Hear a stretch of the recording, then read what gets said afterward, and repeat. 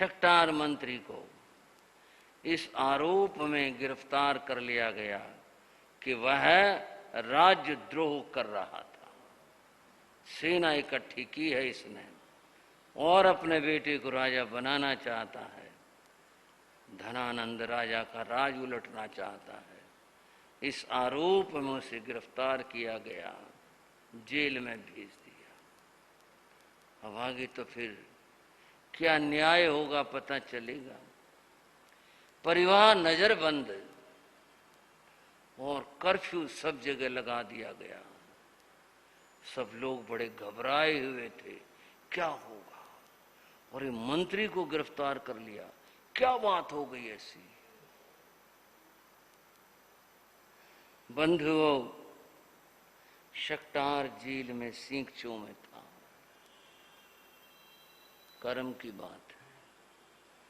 कहाँ तो विवाह की तैयारियां बेटे की, इतनी खुशी का मौका, और कहाँ आज जेल में आना पड़ा।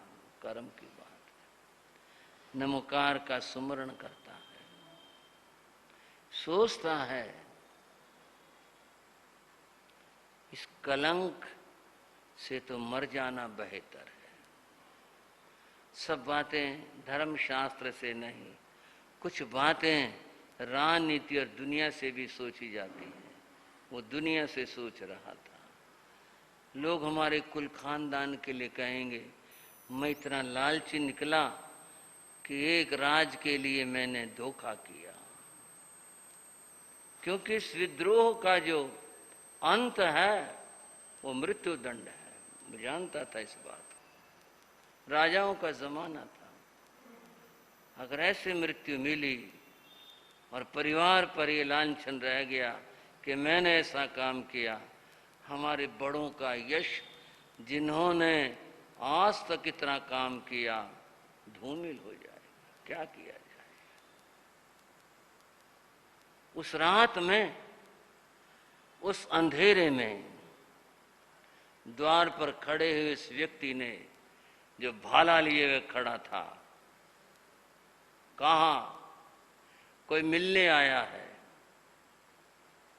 एक बार को शक्टार ने कहा कौन है, कि ऐसा तो नहीं चुपचाप फांसी देने का आदेश हुआ हो और जल्लाद आया हो।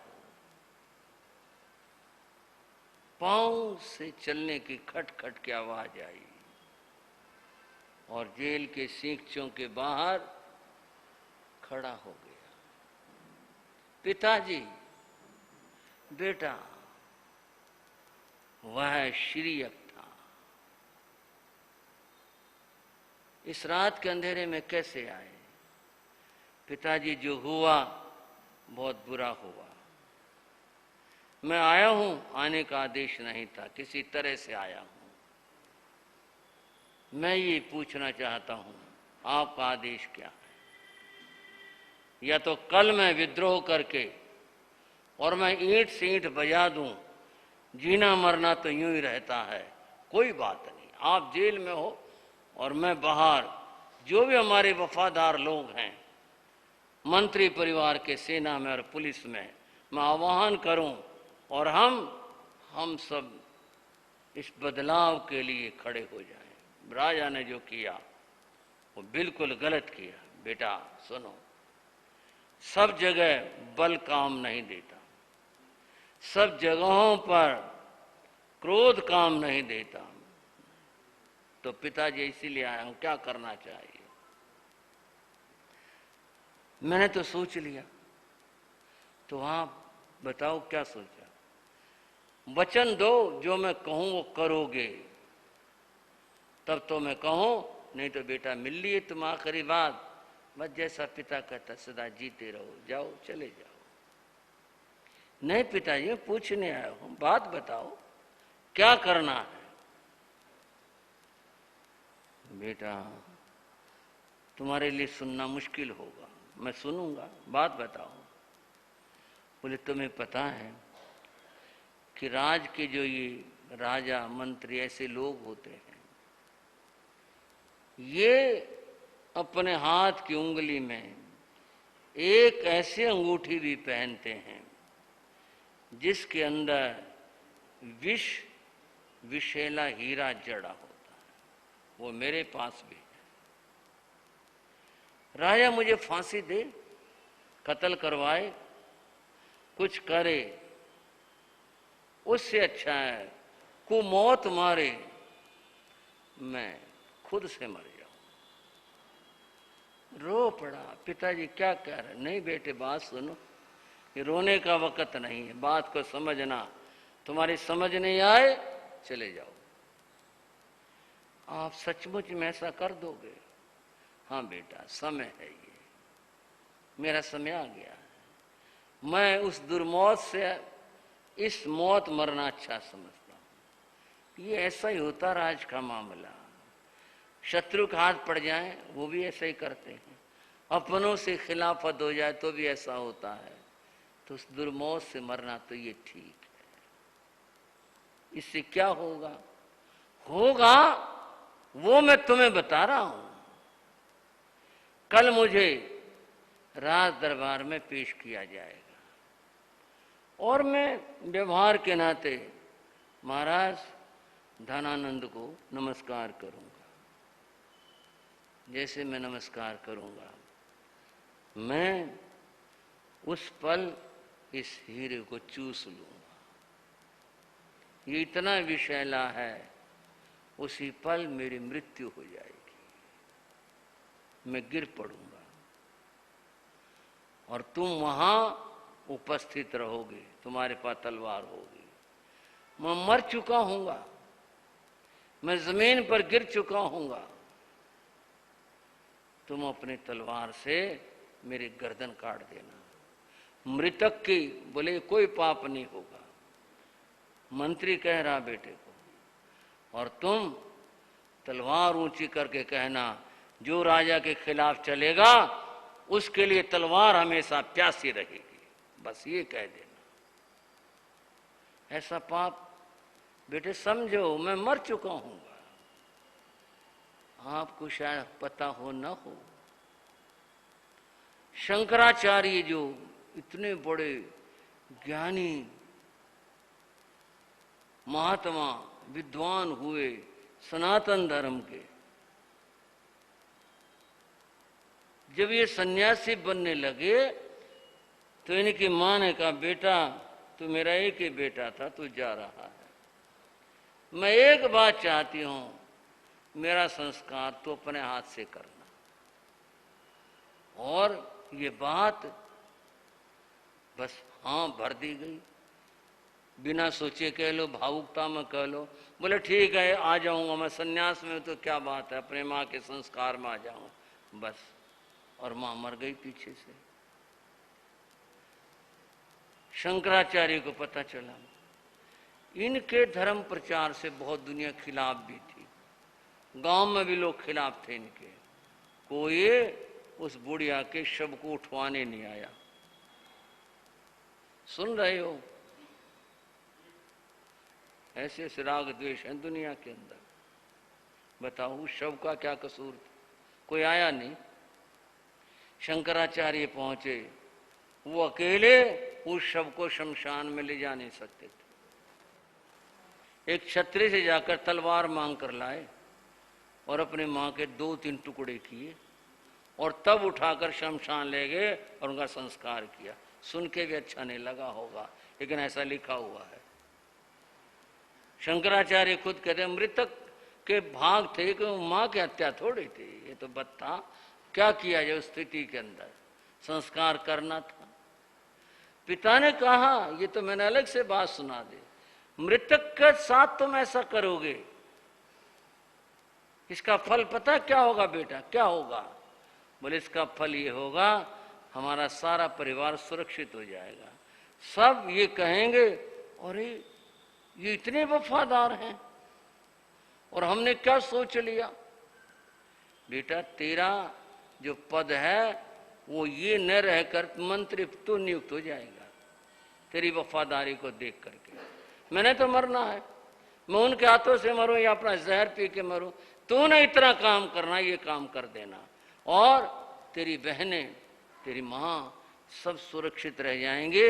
नहीं तो राजा है, क्या किसको दंड दे दे कुछ पता नहीं है। वो बेचारे बच्चे, तेरी फूल सी बहनें, मैं इसलिए कह रहा हूं जो मैं कहूं ये तू कर देना। उसने रोकर आंखें पोंछ ली, बोला ठीक है पिताजी। वो चला गया। सूरज निकला दूसरे दिन का, और वो ऐसा सूरज निकला इतिहास में जिसको कलंक कहते हैं। हथकड़ियां लगा करके शक्टार को राजसभा में ले जाया गया। ले जाने के बाद जैसे ही पहुंचे, अभी कोई सवाल जवाब करते उससे पहले उसने वही कार्य किया। उसने राजा के अभिवादन में हाथ जोड़े और अंगूठी में लगा हीरा चूस लिया, धड़ाम से नीचे गिरा। उसे क्षण मृत्यु हो गई। और श्रीयक जो वहां खड़ा था वो एकदम से निकल करके आया और उसने तलवार से वही काम कर दिया। तलवार रक्त से रंजित, उसने ऊपर की ओर बोला, जिस राह तक के खिलाफ चलेगा उसके लिए तलवार हमेशा प्यासी रहेगी, और कोई होगा उसकी भी यही हालत कर दूंगा। और ये क्या हुआ, ये क्या हुआ? गुणानंद हैरान रह गया। डर ये था ये तलवार हमारे ऊपर ना चला दे। जिसने पिता के साथ ये कर दिया उन्हें ये थोड़े पता कि तो मर चुका है जहर पी करके, ये कहीं हमारे साथ ऐसा ना कर दे। वो चिल्लाया, सैनिकों ने उसे घेर लिया और बोला ये तो महाराज है, राज के मालिक हैं, मैं इनका वफादार हूं। पासा पलट गया यहीं से। बोले अरे हम तो कुछ और समझ बैठे थे, जिसका बेटा इतना वफादार है, जिसने पिता के लिए भी कह दिया, वो तो हमारा सच्चा वफादार है। राजा ने उसी समय घोषणा कर दी, शक्टार मंत्री के पद के स्थान के ऊपर हम श्रीयक को मंत्री घोषित करते हैं। उसने कहा नहीं महाराज, नहीं ये नहीं होगा, मैं ऐसा पद स्वीकार नहीं करूंगा। तो फिर पहले संस्कार किया जाए पिताश्री का। जो भी राज से संबंधित थी बातें, सम्मान की, राज के झंडे झुकाना वह है, और शोक धुनों का बजाना वह है, सैनिकों का काले कपड़े पहनकर उपस्थित होना वह है। सारी बातें ये सब की गई। और फिर एक ऐसा जो विमान बनाया जाता है राज्योचित, वो उपस्थित किया गया और फिर शक्टार मंत्री के शव को उसमें लिटा दिया गया। शोक की धुन बजाते हुए बैंड आगे चल रहे थे। महाराज धनानंद स्वयं उन मंत्री के पास बैठे थे, शव के पास में, और राज्य के बड़े अधिकारी बैठे थे, सेनापति बैठा था, सैनिक तलवारें ताने हुए चल रहे थे, शोक की धुन बज रही थी।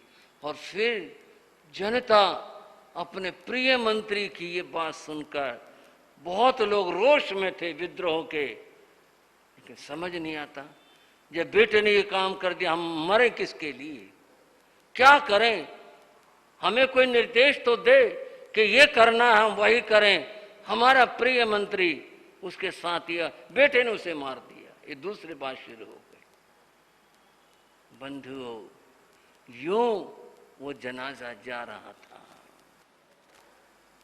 मैं घड़ी देख रहा हूं और अपनी बात जहां मैं कह रहा हूं, ये जनाजा कोशा के महल के नीचे से गुजरा।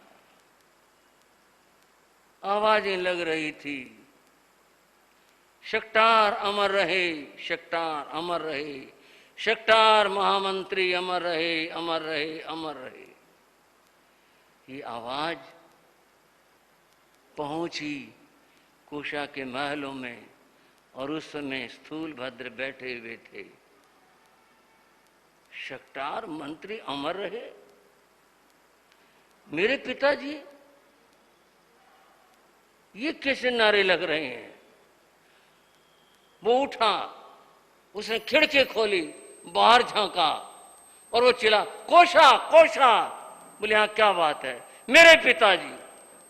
हटो हटो, ये कोई और है, खिड़की बंद करो, चलो उधर चलो, उधर चलो। नहीं कोशा, मेरे पिताजी हैं ये, मैं जाऊंगा। नहीं तुम नहीं जा सकते, हटो, मेरा रास्ता छोड़ो। धक्का दी करके वह नीचे जाने लगा। उसने पल्लू पकड़ लिया, बोला अब मुझे छोड़ दे, एक बार मैं फिर आऊंगा तेरे से मिलने के लिए, अब मुझे जाने दे। नीचे के दरवाजे से दौड़ता हुआ बंधुओ स्थूलभद्र गया। स्थूलभद्र आ गया, स्थूलभद्र आ गया, अरे आ गया, पिता के पांव में गिर पड़ा। अब रोते रहो, हो गया जो होना था। ऐसा ही होता है दुनिया में, बाद में रोने वाले बहुत होते हैं लोग, तरह तरह की बातें। हाँ भाई, पिता का मोह तो होता ही है, क्या करें, बेचारा रो रहा है, कुछ कर, अरे कुछ नहीं रोना, मंत्री बनने के लिए आ गया, जब तो आया नहीं, सारा परिवार रो के मर लिया कि छोड़ दे यहाँ से, घर आ जा, जब तो आया नहीं और मंत्री बनने को आ गया। पाँव पर बैठ गया, पाँव के नीचे पास में बैठ गया, रोता रहा। शव यात्रा आगे बढ़ती रही, शमशान में पहुंचे, संस्कार के बात आई। स्थूलभद्र ने कहा नहीं, ये श्रीय करेगा, ये हकदार है, मैं पापी हूं, मैंने पिता के साथ धोखा किया, मेरे हाथ गंदे हैं, मैं ऐसा नहीं करूंगा।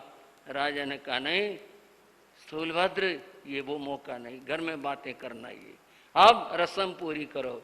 रस्म पूरी कर दी गई, शक्तार मंत्री का संस्कार हो गया। लोग रोते हुए अपने घरों को लौट आए, स्थूलभद्र भी घर आ गया।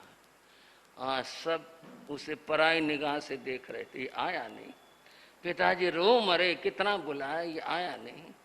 बहनें भी कह रही थी आया नहीं, तब नहीं आया, आज आ गया। उसके लिए सब महल सूने थे, पिता नहीं गए, पिता रहे नहीं, चले गए, क्या करें। घर में शोक छाया था, दोनों भाई बैठे थे, राजा भी आ गए थे। देखो जो हो गया वो बुरा हुआ, अब आगे की योजना बनाते हैं। आगे की योजना क्या बनाई, उन योजनाओं का क्या परिणाम निकला, ये सब आप आगे सुनोगे। आज इतना ही आपके लिए इस रूप में आशीर्वाद दूंगा कि आपने इतनी देर बैठ करके चर्चाओं को सुन लिया, बहुत आशीर्वाद।